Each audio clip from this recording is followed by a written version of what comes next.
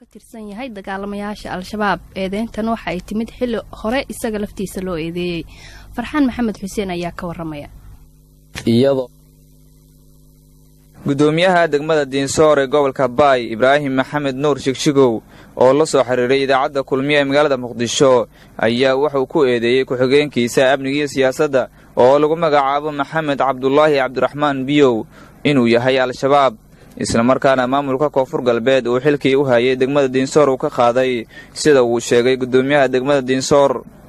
gudoomiyaha degmada Diinsoor ayaa sidoo kale waxa uu sheegay in degmada Diinsoor ay xaaladeedu ay tahay mid wanaagsan isla markaana ay ka jirin wax dhibaato ah. Koonfur Galbeed magacawday saas buu ku yimid haddana ayaga soo celiyay shabaab uu noqday saas loo soo celiyay.